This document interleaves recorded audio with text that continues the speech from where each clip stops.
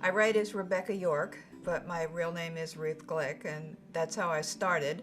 And I really did start as at a local newspaper, writing articles for them, and then I graduated to doing magazine articles.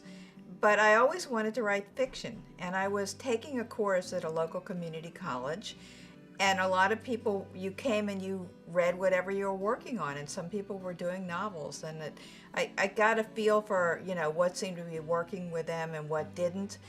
And I thought, okay, I'm going to try to write a novel. But I had done articles, and it was like, I can't imagine anybody who says, I've never written anything, but I'm going to start with a 100,000 word book.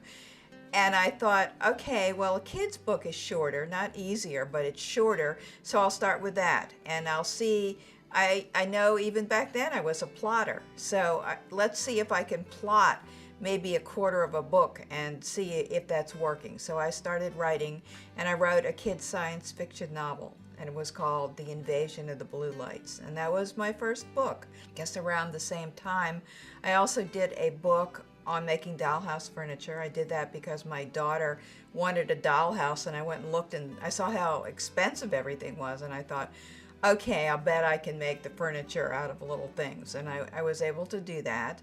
And then a friend said, the romance market's really heating up. Do you want to try to write a romance? And I said, I don't know. I've never read any.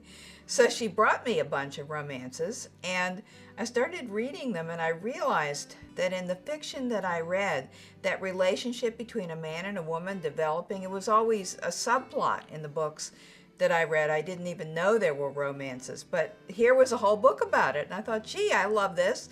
I can do this, but I still don't know a lot about it. So I did this very crazy thing. I said, I didn't think she knew enough about it either. I said, let's ask some other people.